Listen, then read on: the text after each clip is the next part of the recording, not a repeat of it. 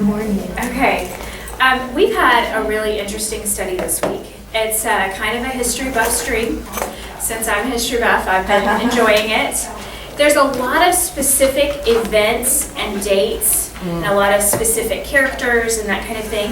And so I hope it didn't get too confusing. I know there were things where I was a little bit confused. So this morning, what we're going to try to do, as the plane goes by, what we're going to try to do is we're going to try to lay out what we have learned so far. And we're going to place it in the context of history, and then we're going to figure out where those events lay. And so we're going to work on a timeline. So I thought it would, there's no other way for me to do this. And what the timeline will do is we'll kind of jump off of it and talk about things that we learned. But it's just so that we can kind of lay it out in order. And I would recommend taking your sheet and doing it landscape as opposed to portrait. But that's up to you. This is mine. This is where we're headed. So there's a lot there. So write small. And I may have to erase at some point and that kind of thing. But do you need paper? Sorry. No, it's fine. May I have a piece of paper till I need to find a blank back or something? Here, I have them in my other notebook and forgotten. forgotten. I don't have more than that, but that's Oh, okay. So we're going to work on the timeline, and I really do pray that it'll be beneficial in our understanding of what we're studying and where we're going. Now, also during this, I encourage you as we do this to remember the things that we learned about God last week. Do you remember that we looked at those first 3 chapters and we were so impressed with how much theology was in those chapters? And the things that we learned last week were that he fulfills his word. His loving kindness for Israel is for how long? Forever, right? That he works and stirs up men's hearts to do his will. That he is good. And that he is worthy of praise. I think that's mine. Now, with that in mind, and trying to keep the idea of we're about to embark on something that may not be your favorite thing, history-wise, but also keeping in mind that we are focusing on him and how he is involved in these events. I thought we'd take a moment just to pray and we'll begin. Okay? So let's pray.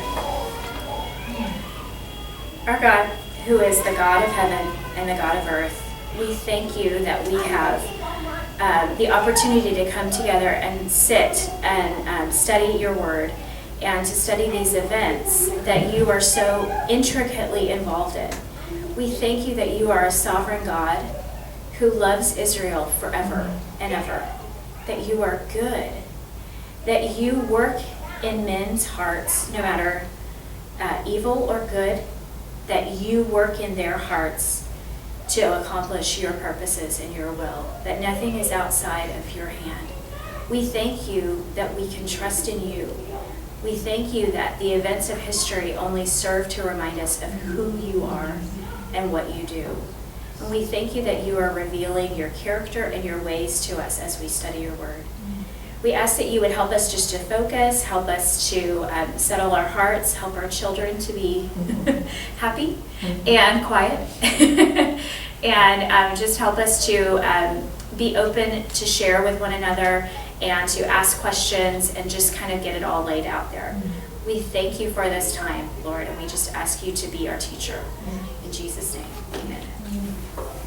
All right, so we could basically start anywhere on the history of Israel and see and learn things that we learned last week about God.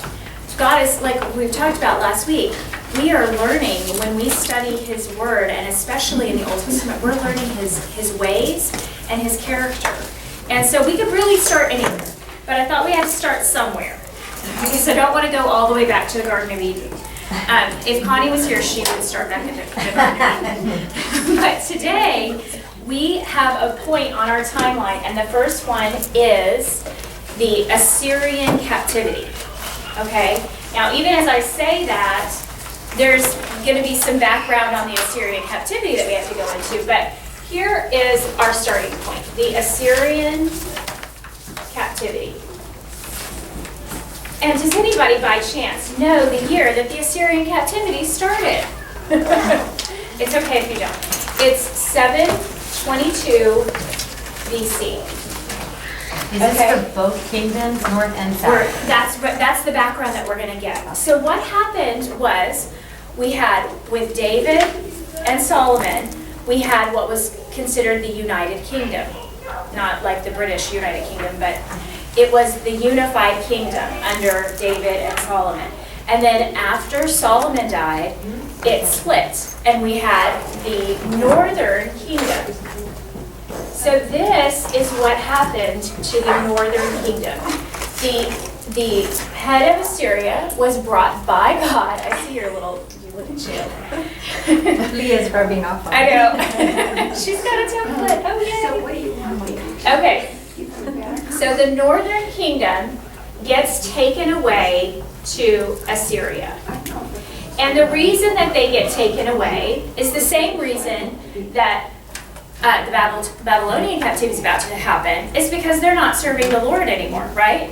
Now, they're doing something specific, though.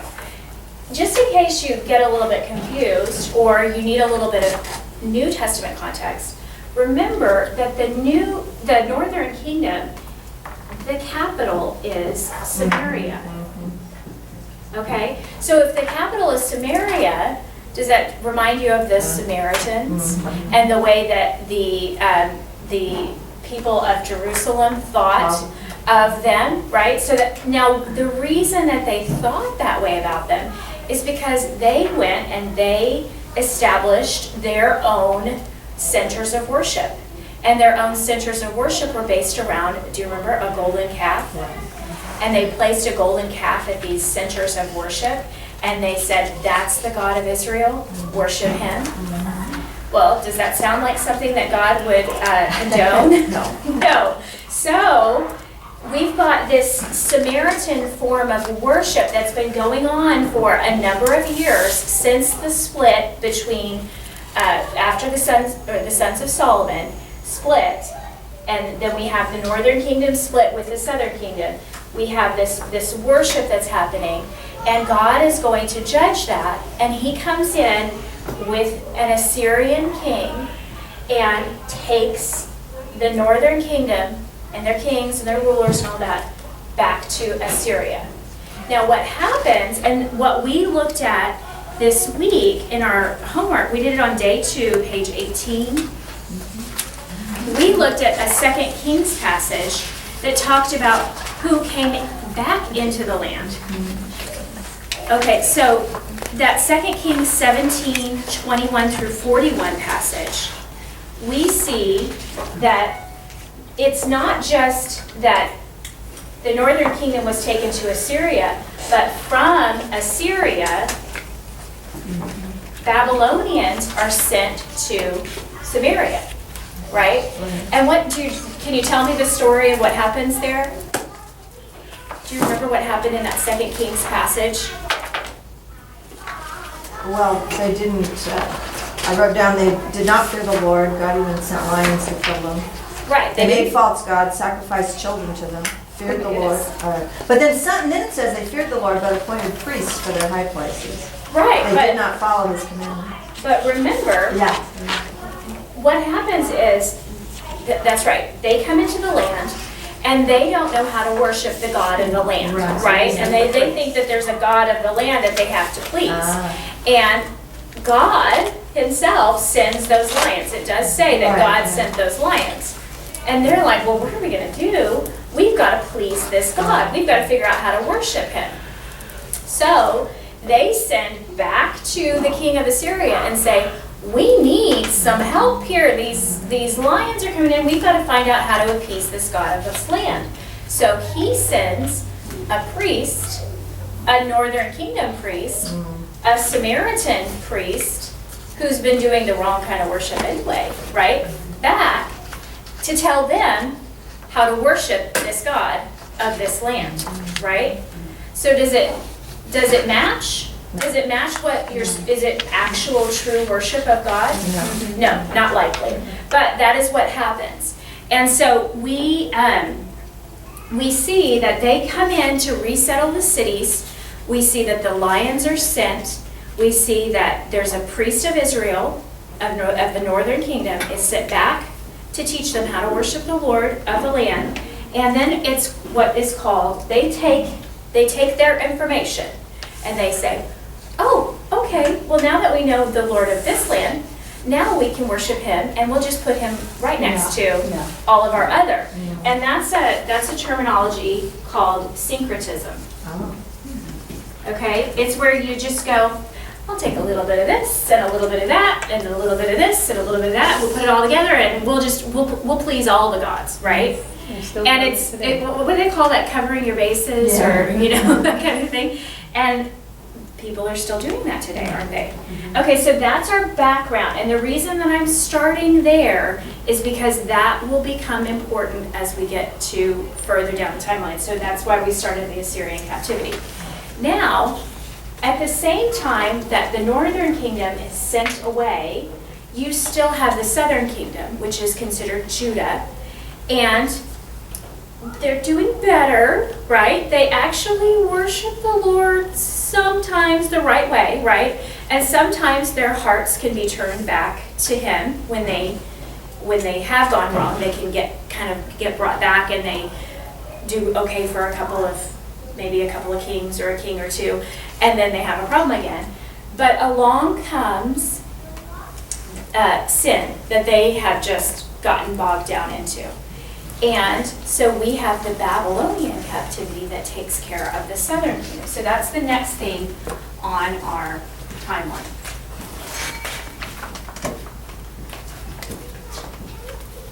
Does anybody remember when Nebuchadnezzar came for the first time and took part of Judah back to Babylon? It's okay if you don't remember the dates. It's really okay. But the first time is 605 BC. So we'll put that on our timeline, 605 BC. That's when the Babylonian captivity begins. Now, it happens in 3 stages. But what do we know about Nebuchadnezzar? What did we learn last week about Nebuchadnezzar? Who brings him? God brings him. It's not just he's so powerful he decides to take over this land. He may have thought that himself, but we know that God is in control. And he stirred up the heart of Nebuchadnezzar and used him as an instrument of judgment against his people, Judah. So we have Nebuchadnezzar come in 605 BC. And what does he do the first time he comes? Does anybody remember? We talked about it last week.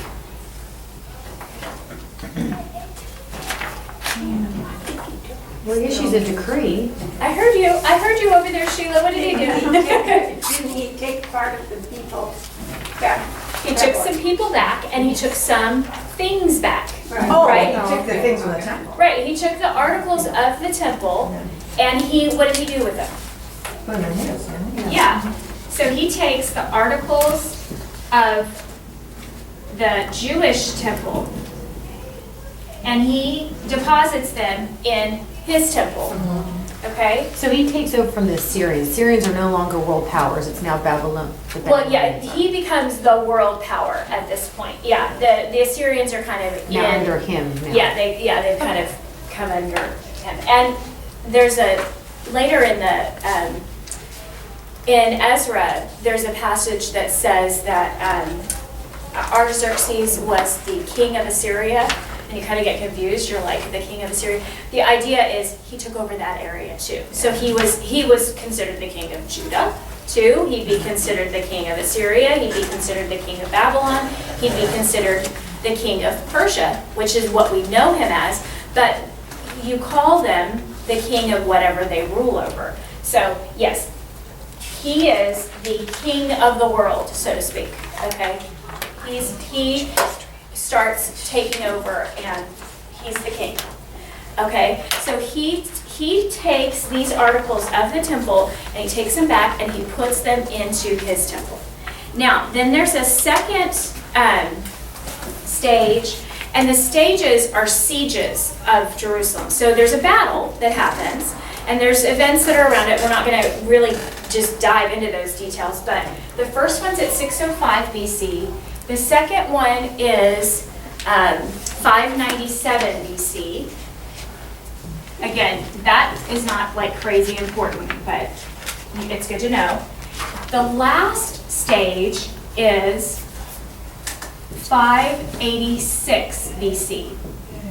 Now this one is important to remember because this is the one where Jerusalem and the temple are what? Destroyed. This is like the final straw, right? He kind of deals with them and he has them under his thumb and he has rulers that kind of rule and take care. And then he's like, we're done. This is the destruction of Jerusalem and the temple. So that happens in 586 BC. And then the next thing on our timeline, let me make sure I've got a timeline and then I've got a thing. Okay, we see, yeah, Jerusalem's destroyed. And then we see, and if you read Daniel, you'll see the fall of Babylon and the rise of what kingdom next? Do you remember the statue with the, you can say it. The Babylonian. With the fall of the Babylonian captivity and the rise of which? Medo-Persian. The Medo-Persian. So the next big world power on the stage is the Medes and the Persians. Now they're kind of like they rule together, okay? And this happens, the fall of Babylon and the rise of the Medes and Persians happens in 539 BC.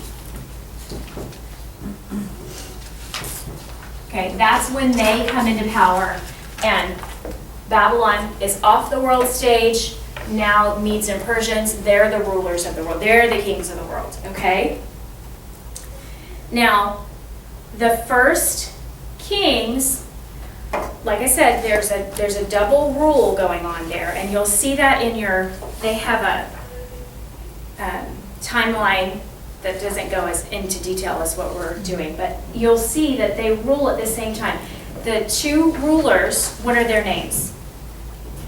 Do you know? Darius and Cyrus? Yes. Darius the Mede. Okay, we have Darius the Mede. Do you think that he rules over the Median part of the empire? Probably. And then we have Cyrus the Persian. Right? Hey, that's really easy to remember. We've got Darius the Mede, we've got Cyrus the Persian, and they're the ones that start ruling in 539 BC. And these people are both mentioned in our passage, right? We learn things about them, we're discovering things about them. Now, Ezra, according to Ezra 1, verses 1 through 4, who issues a decree and when? The first year, so 539. Yes, so in 539, we have, who did it? Which one of these? Cyrus. We have Cyrus. He issues a decree. And what is the decree regarding? God has appointed him to build him a house in Jerusalem. Okay, so we're going to have a rebuilding of the temple. Why would he do that? God I mean, told him obviously to. God's in control. That's the only answer, right? It is. It is. I mean, there's just no other explanation for it. Now, the thing about when God uses men that aren't his, evil men, they probably have motives that they think that they're, like they have a reason that they're doing it, but that doesn't mean that that's the reason it's being done, right? God has a purpose. He has a promise he needs to fulfill. And remember we talked about, he had promised and mentioned Cyrus way before Cyrus was even born, even his parents even thought about naming him Cyrus. He was way back there already saying, I'm going to use this guy. I'm going to use him really, really specifically. Remember we talked about that last week, all the things that he specifically said about this Cyrus. And so we talked about this last week too, that he erected a stela, or however you say it, and it said basically, I sent these people back to go to their God so that their God would pray to my God, and I sent these people back to this place so that they would pray to their God and their God would pray to my God. So again, the motive for him, he's thinking, I'm covering my bases, right? But God has bigger plans and has had bigger plans, eternal plans for a long time. So there's really no reason for him to do it, and yet God stirs up his heart and he does it. It's just amazing. It's a miracle. Okay, so we see that we've got Cyrus, he's the king of Persia. He issues this decree.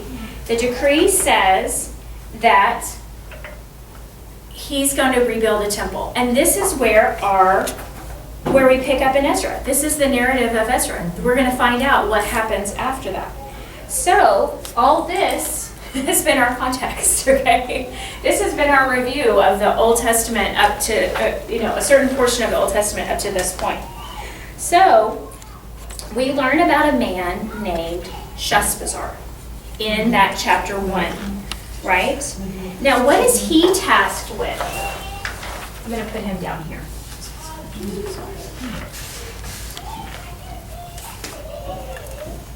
What does Sheshbazzar do in chapter 1?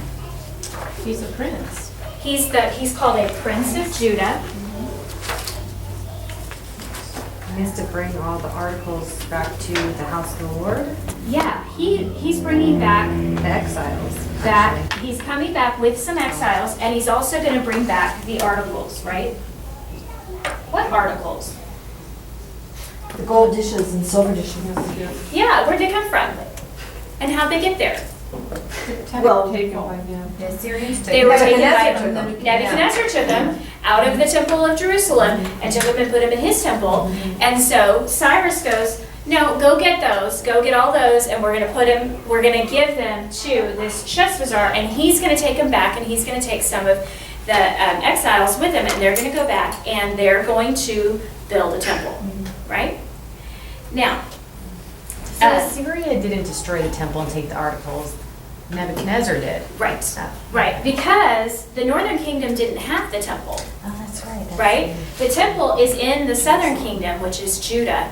It's in Jerusalem. And so that's where the Babylonians come in. But it is important to know what's going on in Assyria or in the northern kingdom and Assyria at the same time. We just kind of need to, it's almost like, again, it's more laying the context, laying the foundation of where are we in the Old Testament history. Okay, so we see this Sheshbazzar, he's going to bring back the articles. He's called a prince of Judah. And then we see that they come back and they begin rebuilding the temple. And they begin rebuilding the temple in 536 BC. Okay? This is the rebuilding of the temple. But what do we learn about this Sheshbazzar in chapter 5? What does it tell us about him in chapter 5? We looked at that on page 21. Now I have it that Cyrus appointed him to be the governor. Yes, he was appointed to be the governor. So does he go from the Prince of Judah to become the governor? Well, I think the idea Or is is it the the same, same? kind of Okay. a similar Translation. title. Okay. Yeah, I think it's a similar title. But what do we learn about him in chapter 5? in verse 16 of chapter 5. Laid the foundation of the house of God. Okay, so we have the rebuilding of the temple starts in 536, but we see that the decree was issued in 539. This Sheshbazzar comes back, brings back the articles, and what's the first thing that these people built? Do you remember? This is a review. Yes, the altar. That's in chapter 3, right? Chapter 3 of Ezra? Yes. Okay, chapter 3, we see the beginning of the rebuilding of the altar.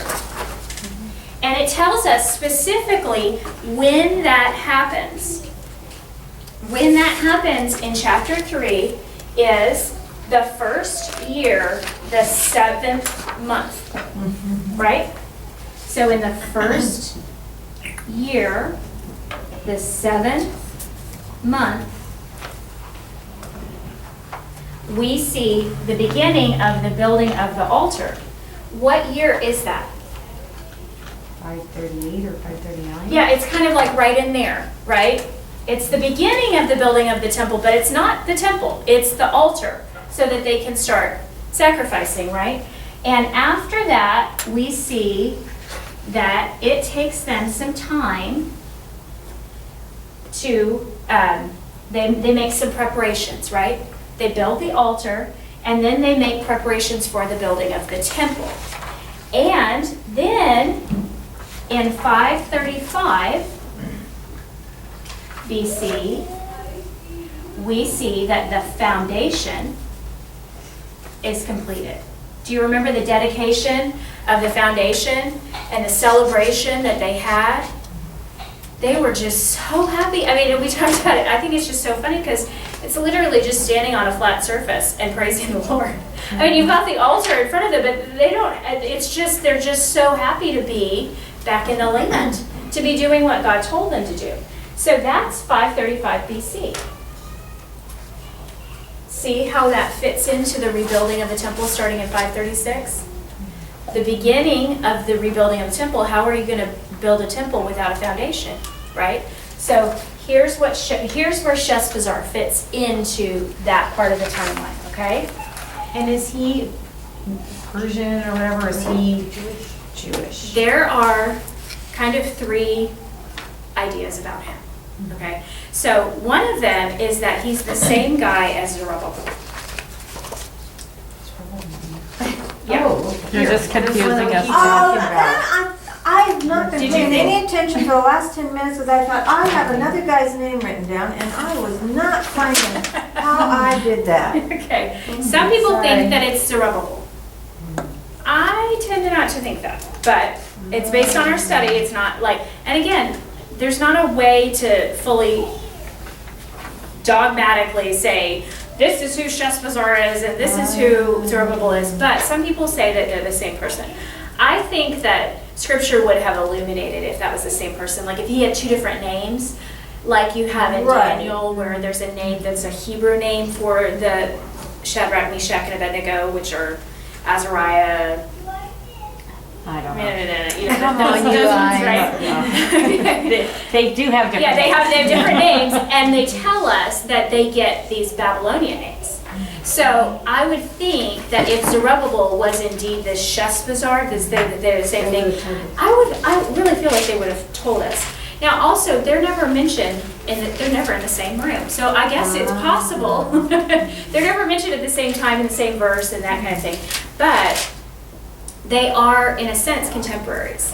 But when you talk about what Zerubbabel does later, you find out, what Sheshbazzar does later, you find out basically his 2 roles for this whole process are, he brought the articles back and he laid the foundation.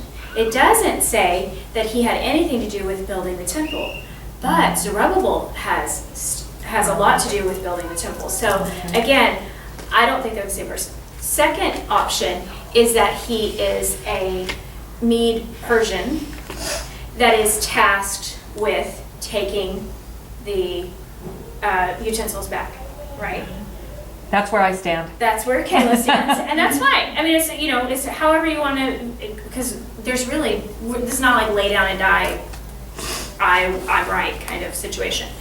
But the third option is that he is Jewish, and that what he's called, I lean towards that because he's called the Prince of Judah. Oh, yeah. He's given the job to take it back with the exiles and that kind of thing. But we do know that what we can know about him is what Scripture tells us about him, which is that he is called a Prince of Judah, also called a governor, like you were saying, that he's tasked with these two things, and those are the two things that we can be certain that he did: brought back the articles, laid the foundation.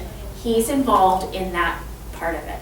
Okay, so again, I hate to not give you like a firm answer, but based on our study, you can make an educated guess, right? But I am really confused on the bottom of page 21, when Okay. it at Oh, number yes. 4. We already had a problem with, we were talking about it before. There was a lot confusing about the way those questions were stated. Yeah. Yes. Because I had that Shandar Bazani was the That's- second governor. That's what I wrote the first time. I did. I did the same thing. I was like, what are you talking about? So that's when I thought, well, maybe that was Sheshbazzar, but then not from where he came from. Right, well, this is the thing. It says at the top of 4, 2 different governors are mentioned in the chapter. Yeah. Okay, the question is, who are those 2 governors? Well, there's only 2 men in the whole chapter that Yeah. are called governors. Right. Yeah. Tatanai Right. and Sheshbazzar. No, but I No, don't, I But said the Shandar other guy, Bazani. yes, I know, I did the same thing. I did. She's Sheth- also from the. Shethar across the river. Bozenai is in 6, and Yeah. he's also in, where else is he? He shows up in the next chapter too, in 6. He's in 6 and 6, 5, 6, and 6, 6. Now, it says, in Yeah. verse 6 of Ezra 5, we're in chapter 5, this is the copy of the letter which Tatanai, the governor of the province beyond the river, and Shethar Bozenar, and his colleagues, the officials. So he's an official. I will grant you that Shethar Bozenai is an official, but he is not called a governor. Now, if you read down, you see the letter, it tells it, that kind of thing. As you go down, in verse 16, verse 14, it says, these King Cyrus took from the temple of Babylon, and they were given to one whose name was Sheshbazzar, whom he, Cyrus, Okay. had appointed governor. So there's only 2 men that are identified as governors in chapter 5, and it was confusing. It was a weird question. The thing that woke me up was the question that they ask, the second part of B, where they say, compare with Ezra 1 verses that's 8 where I through got 11, and then you're thinking, well, that's not the same guy. Yeah. Well, That makes sense. you had to read the rest of chapter 5 to get that other guy that's called a governor. So then it made sense Well, because she it's should have talking. thrown in. I know, it would have been helpful. Verse 14. Well, and the funny thing is, it says there's 2 different governors mentioned in the chapter, and it names one of them, and then the second one, well, what's his other name? And you're Yeah, going, well, yeah. I don't know, what if I'm wrong? And Yeah. all of us were wrong when we did our homework, so it would have been helpful to have that, but we'll let it slide this time. But, so what they were asking us to do is to look at what we learned about Sheshbazzar in chapter 5 and compare it to what we learned about Sheshbazzar in chapter 1. And basically, it's comparing scripture with scripture. Does it agree? Do the things that are told about him in chapter 1 fit with the things that are told about him in chapter 5? And indeed they do. We learned that, and again, not to beat a dead horse, but that he was entrusted, he's appointed by the governor Cyrus, he's entrusted with taking these utensils, instructed to put them back into the temple, and to let the house be rebuilt. Then we're also told in chapter 5 that he came and laid the foundations. So it's just exactly what we've been talking about along here. Ezra chapter 1 calls him a prince of Judah, and that he brings up the articles, so he's the same guy who's they're talking about chapter 5 with the exiles from Babylon. Okay, so it's the same thing, we're just getting a little bit more information in chapter 5 about him than we got in chapter 1. Okay, so we have now seen the altar built, and they're doing their preparations for a while, and then we see the foundation laid, and there's been a celebration for the laying of the foundation, and we're now in the midst of rebuilding the temple, which started in 536 BC. The foundations finished the next year, so it doesn't take long to lay the foundations, right? But then we see that in that same year, 535 BC, work is stopped. That's from our little timeline right here.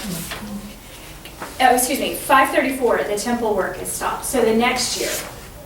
So in 534, we have a stop of work. Is a stop sign a hexagon or an octagon? Okay, that's what I thought. That looks good. Okay. We see the stop of work on the temple. Okay? Now, the question is, why? Oh, didn't they Why put some fear in them? They put some fear into them, right? Very good.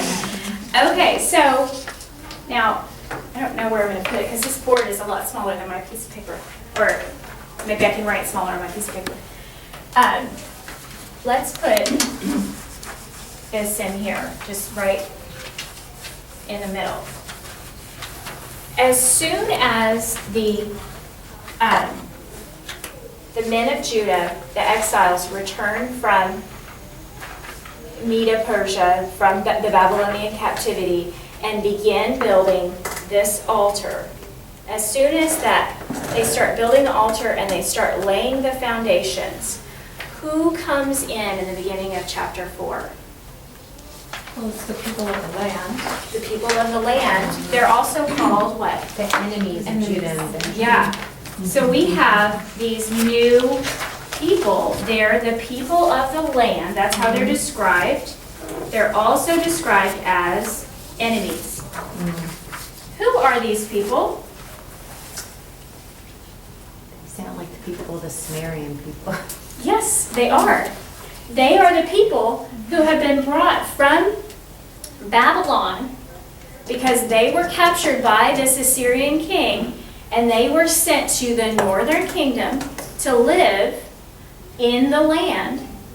They hear about this happening and they don't like it, do they?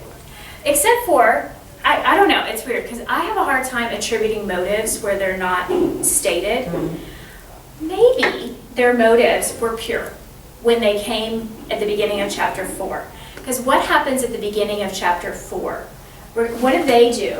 They come in and They offer to help. they want help, Yeah. right? And they say, what, in regards to No. their credentials for helping? Yeah. What are their credentials for helping? They say that. Oh, they sacrificed, yeah. Yeah, they've been sacrificing to this God, right? Remember, we had this priest that was sent back to tell them how to appease this God of the land. So they're maybe thinking, still in their syncretistic way, that, hey, we can help out. We've been doing it. So I don't necessarily want to immediately attribute false motives to them, but they get the answer they're not real happy about, right? You're not part of us. Yeah, you have no part of us. And besides that, there's kind of a two-part answer. You have no part of us, but also we have the authority from the king. So we don't need you. We're good, right? We've got what we need. And so these enemies of the land start at the same time to do what? After they've offered to help, what do they start to do? Frustrate them. Yeah, so they start frustrating the plans of this temple. Okay, I'm going to draw a line that goes all the way to the end of your paper. Okay, because we're gonna get there. So they're going to frustrate. What does it specifically say? It says they hired counselors against them to frustrate their counsel. They hired counselors Oh, Did they try to put, they discouraged or frightened them. they discouraged them? Precious. And they try to put fear into them? So it's like a campaign, right? It's not ending. They've got strategies. They've figured out we're going to just do everything we can to thwart the building of this temple that they're not going to let us help out with, right? And so we see that it says in chapter 4, and this is where it got a little bit confusing for the second time. We see that it says in chapter 4, if I can get to chapter 4, in verses 4 through 5, then the people of the land discouraged the people of Judah and frightened them from building. Verse 5, and hired counselors against them to frustrate their counsel all the days of who? Cyrus. Cyrus, king of Persia, even until the reign of who? Darius. Darius, king of Persia. Now remember, there's two Dariuses, so we're not talking Darius the Mede anymore. We're talking about another Darius, and we're going to put him on our timeline in just a minute. But even until then, but then it says, and this is where it got weird, right? Verse 6, now in the reign of Ahasuerus, in the beginning of his reign, they wrote an accusation against the inhabitants of Judah and Jerusalem. Now wait a minute. He's way down. I looked on my timeline that they put in my homework, and he is like, the temple has been built, people. I don't know what you're doing anymore because, so what is going on here? It's like they're talking, they're talking about the walls of Jerusalem or something like that? Yeah. At this point in a city. Yeah, and so what they're saying is this campaign of the enemies of the people of the land starts all the way back here, and it goes on and on and on, right? We've still got these outside influences, even after the temple is built, that say, oh, no, we can't see that whole city be completed. We can't see it get fortified with those walls, because then what will happen? They'll beat us. Right. Take us over. We won't have the power anymore, right? And so it's this campaign of discouragement, this campaign of hiring counselors against them, this campaign of fear. Now, there's also events that are going on separate from this. This is, the book of Ezra is talking about how the entire world events are shaping up, okay? But as we will look next week, we'll see what's going on in the hearts of the people. How is God dealing with his people? And we see that in how he deals with the prophets, right? And at the beginning of chapter 5, we'll see, is it 5? I don't want to say the wrong thing. Yeah, at the beginning of chapter 5, it says, when the prophets Haggai and the prophet Zechariah, the son of Iddo, prophesied to the Jews who were in Judah and Jerusalem in the name of God, the God of Israel, who was over them, then Zerubbabel, the son of Shealtiel, and Joshua, the son of Josadak, arose and began to rebuild the house of God, which is in Jerusalem. And the prophets of God were with them, supporting them. So we see that there's a story of an internal going on, and that's Haggai, Zechariah, and what happens in the internal workings of Judah and Jerusalem. And then this, Ezra is giving us the big picture of how God is moving in the hearts of kings and leaders and, just all of that. So that's the idea of it. That's where what they call the parentheses comes in. So in Ezra 4, verse 6, where it starts talking about Ahasuerus, and it just tells this long story, and you're going, what in the world? I thought that they were, I'm confused. I don't know what's going on. Then you see that it's this campaign. This is what's been going on. This is what it looks like. And it continues all the way into the reign of Ahasuerus. Does that make sense? Okay. I want to make sure that, because I was like, especially when I just read that chapter and waited until I did my homework the next day and went, okay, what's going on? Okay. So we see that work stops. And we don't know for sure the specific reason, but we know that these enemies are at work. So, and what's their purpose? Discouragement. And did it work at some point? Yeah. It seems to have, because we see a stop of work on the temple in 534. Now, when we get to chapter 5, we see the work start again. And it's due to the ministry of two men. And who are those two men? Like I just read about it. Okay, so they come in, and this is really interesting. I got this from my commentary, just so you know. I think it might be right back out. Okay, this happens, the ministry of Haggai and the ministry of Zechariah start in 520 BC. Okay? So how long is that between when the work stopped and when it starts back up again? 14 years. 14 years? 14 years of discouragement? They must have been pretty good. 14 years of fear? They must have been pretty good, right? They put fear into the hearts of these people such that they didn't even think about starting on temple again for 14 years. But then these two men, I'm going to write their names down, or write their abbreviations down. Haggai and Zechariah are raised up, and the commentary said, I thought this was really interesting, Haggai's prophecy is like 6 months. Like that's it. That's his ministry, 6 months. And then Zechariah's is like 2.5 years. I think that's just fascinating. But it's not like that. I don't know. I guess that's extra biblical text that they're getting that from, because we'll see. We're going to look at Haggai next week. But so we see that the work starts again. Now let me ask you this. Who is the king in 520 BC? Who is the king of Persia in 520 BC? Darius.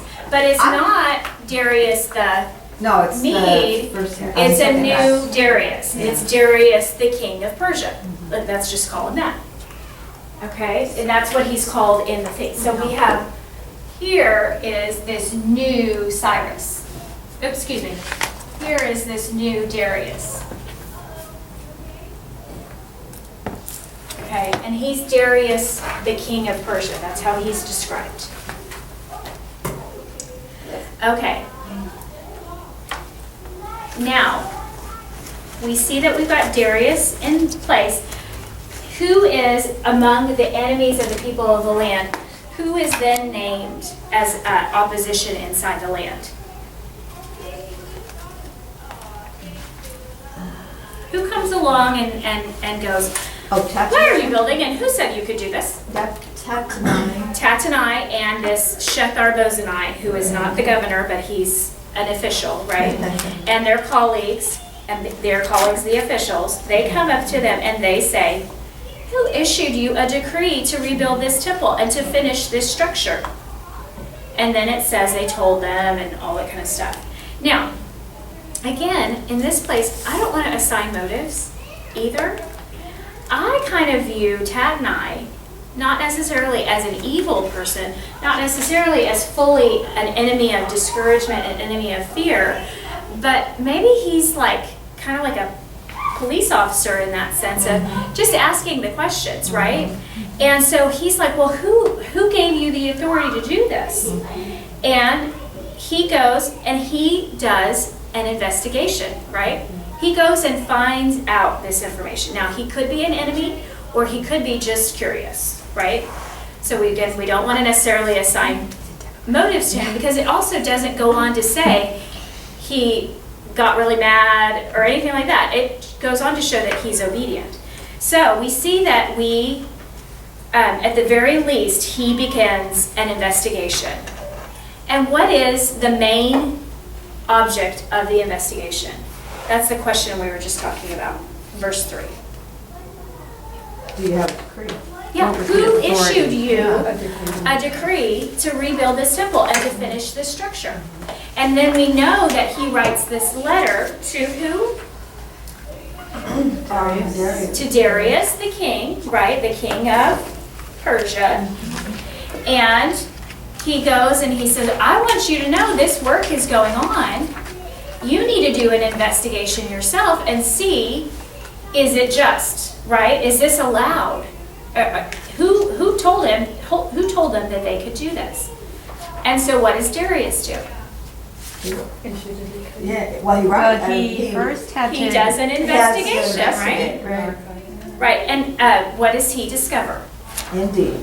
Indeed, right? There's a scroll. Yeah. And I think it's really fascinating. So we see the end of chapter 5 is the letter from Tatnai and what's his name? Shethar, that guy. And then in chapter 6 we see Darius's response. And his response I do want to point out, Leah, or maybe you're going to get to this, but when a decree was put in place, I mean, he had to go to this extent to find out if that was truly a decree, because he would have lost his head. I mean, Right. you could not, the king could not go against his own decree. Right. Once a decree was put in place. And that's where we looked at the cross-references, talking about the law of the king, the Medes and the Persian. And that was on page 23. Okay, so I'm sorry, we're not there No, yet. it's fine. No, it's fine. We can talk about it now because that's what's interesting to me. I'm a history buff. I know what happened 60 years ago, right?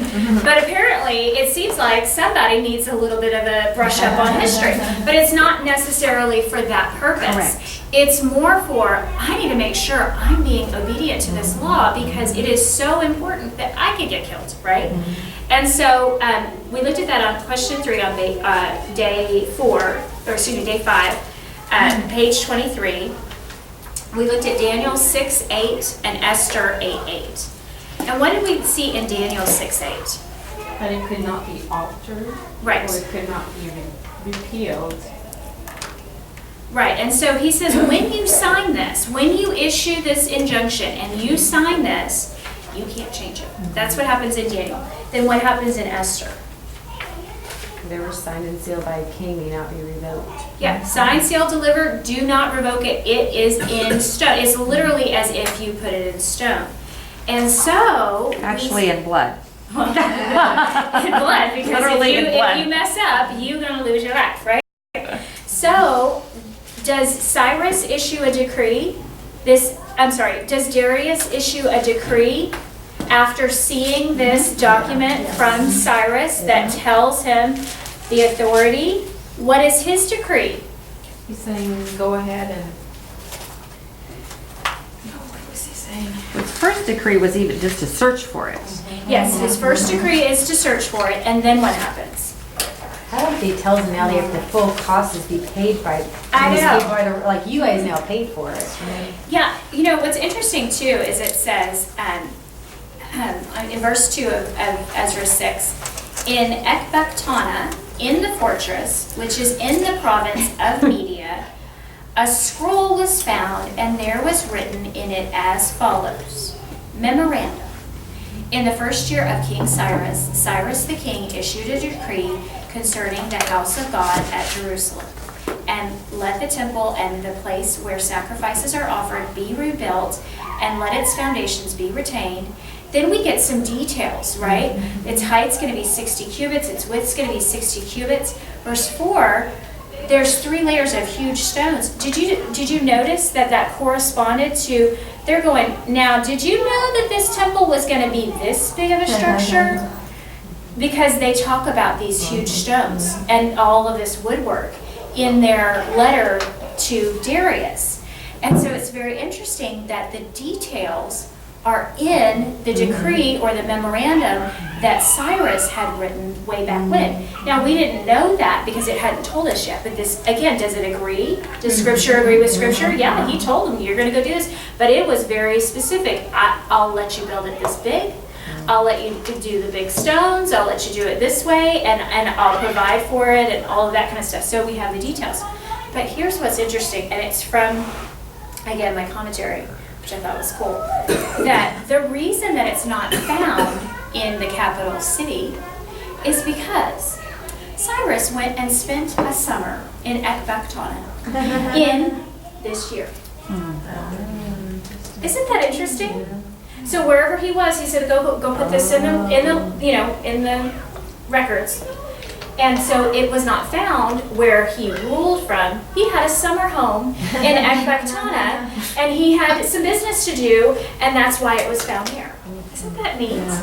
So again, even the account, this extra biblical account, would let us know that the account that we see in the Bible is true, and we see it all agreeing and all fitting together. It's really cool. You guys, I'm such a little history nerd, I know. I think it's very interesting. This is so Isn't it cool. fascinating? We just need maps now to coordinate. I know. That'd be the next step. We'll get up. You got a map somewhere in there. Well, I'm not sure what page it's on, but get out your map and we'll figure out where they all came from, where they all went to. Okay, so we see this investigation happens. This memorandum is found. This memorandum written by Cyrus while he's at Ecbatana. And then what happens in verse 6? Now therefore, what does he say? Keep away from there. Yeah. I love it. Leave them alone, Yeah. right? End your campaign of discouragement. End your campaign of fear. Don't hire counselors against them. In fact, what I want you to do is what? And this is what you were saying. To pay for it. Now you guys have to cover the cost of it. Now, did you notice that in verse 4, he said, this is Cyrus, and let the cost be paid from the royal treasury, right? Yeah. Now, does Darius go against that ruling? No, he can't go against that ruling. No, he just adds to it. But he figures out a way to pay for it without it feeling so harsh. Yeah. He's like, well, you live in that country. Yeah. Why don't we just take the taxes from you and give it to this? And it's still and it says in verse 8 that the cost is to be paid to these people from the royal treasury. We haven't changed the law of the Medes and Persians, but it's going to be out of the taxes of the provinces beyond the river. And that, what? Without delay. Without delay. And then verse 9, what else? And then whatever is needed, bulls, Yes, from rams, daily lambs, fail. burnt offerings. Yeah, and who's in charge of letting them know what the needs are? Priests. Yeah, the priests say, as they request it, as it's needed, it's to be given to them how often? Without fail. Without fail, without delay, without fail, daily. You are now the provider of the building of this temple. Is that God or what, right? Because it's the idea of what Satan means for evil, God means for good, right? We see that this story just brings it right out there. So we see that we have the restarting of the temple work. Where did I put my pen? Oh, here it is.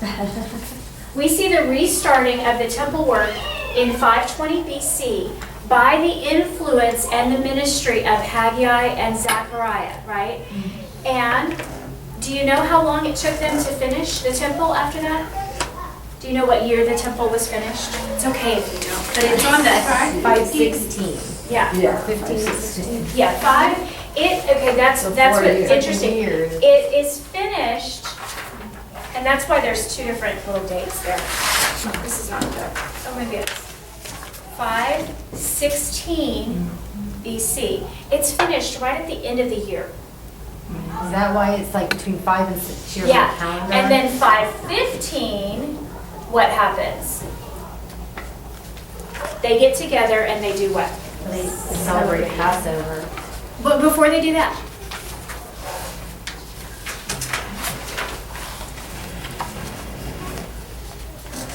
okay, let's go to chapter 6. By the way, Tatnai the governor and Shethar-Bozenai and their colleagues carried out the decree with all diligence. Again, that doesn't necessarily mean that they were enemies if they're going to be that obedient to it, but at the same time, there was one little verse under that let us know why they might be compelled to be so obedient to Darius's decree. What was that? It could be impaled. Oh, yeah. Oh, okay. And maybe that might be why I would be so diligent to be obedient to this decree. And then it says in 14, the elders of the Jews were successful in building through the prophesying of Haggai the prophet, Zechariah the son of Edo, and they finished building according to what? The command of God. The command of God, of the God of Israel, and the decree of Cyrus, Darius, and, wait a minute, what are we talking about here? So what's interesting though is it's not talking about the temple. It doesn't say the word the temple in verse 14. So it's again, this is that, we're getting that big view of what's going on, and he's including, Including the wall. yeah, he's including the wall and the city, right? Okay, so then 15. This temple was completed when? Third day of the month, Adar. Uh-huh. And it was the Sixth year of the reign of King Darius. Now, that Adar is right at the end of the year. So that's where there's a little bit of like, when is this happening? So then, in 16, and the sons of Israel, the priests and the Levites, and the rest of the exiles celebrated what? Okay, so there's three celebrations, so to speak. The first one, isn't it interesting? We had 3 stages of captivity. We have 3 stages of them returning. And then once it's built, because not everybody's even back yet, right? Not everybody's even there. But we have the dedication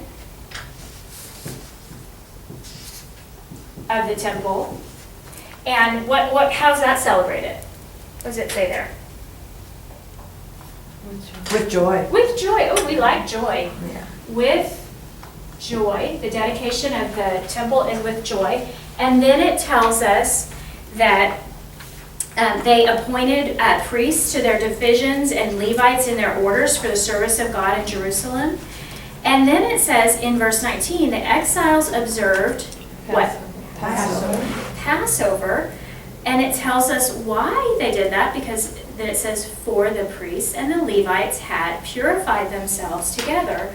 All of them were pure. So we have in between this dedication, we have the appointment back, the kind of reinstitution, the repurification of these Levites and these priests, so that they are ready to serve God's temple. They are ready to serve His people. They are pure. And so that kind of happens in between there. And then we have the Passover. When does it say that they celebrated the Passover? 14th. On the 14th of the First month.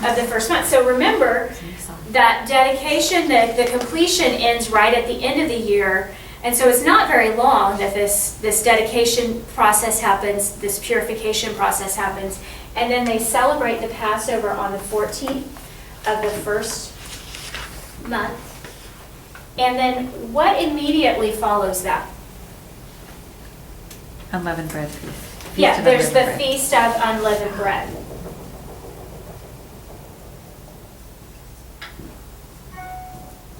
Now, is that normal? Is that a normal observance? Mm-hmm. Are they doing it the right way? How do we know that? It was the law of Moses. It was the law of Moses, and it says that they did it according to that, didn't they? They did it the right way. Yay! They're finally doing it the right way. And part of doing it the right way is to do it how? How does it describe it? The same way it described the dedication. With joy. With joy. It is a joy to celebrate Passover. It is a joy to celebrate the Feast of Unleavened Bread. Why? Purging of sin. Yeah, but That's what the unleavened bread is. What's the Passover? What does it commemorate? When God saved them from, Egypt.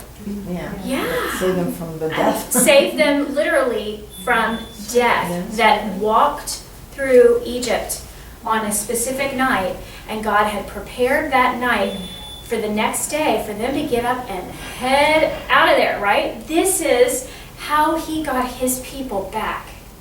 Do you think that them looking back on them being in exile, they would have been just as excited to celebrate this Passover now? So they do it with joy. And then the Feast of the Unleavened Bread is about the sin that is being removed. And so that's a joyous time too, because then I don't have anything in between me and the Lord, right? I've gotten rid of all of that sin. And so it's a wonderful thing.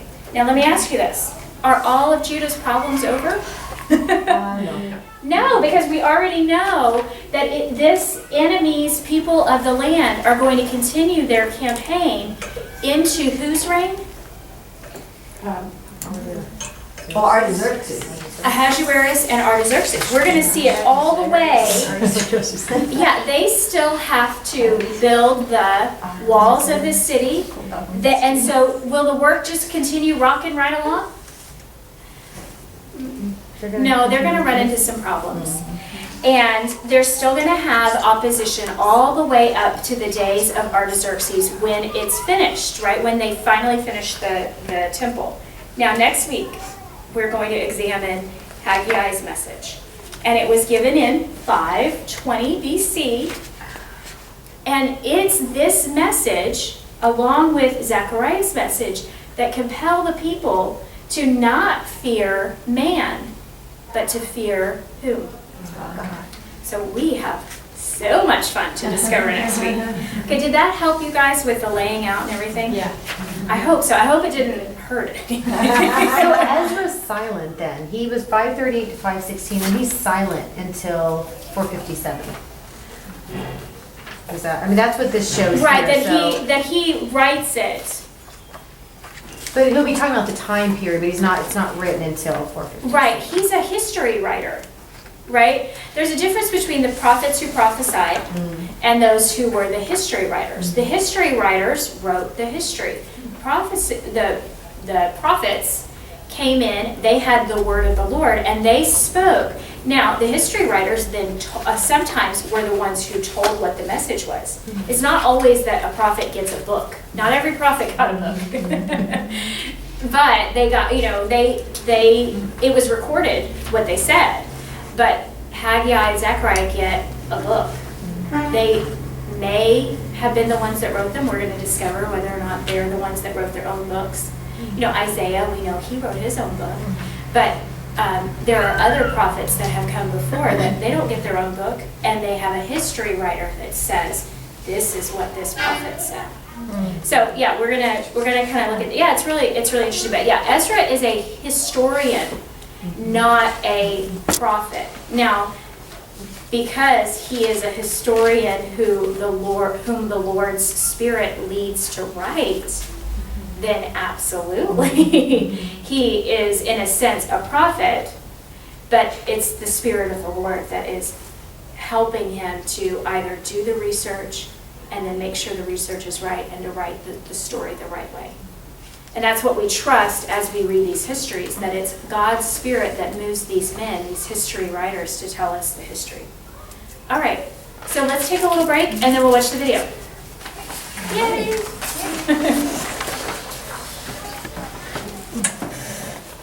Does anybody need this any longer, or? Are we gonna add to that?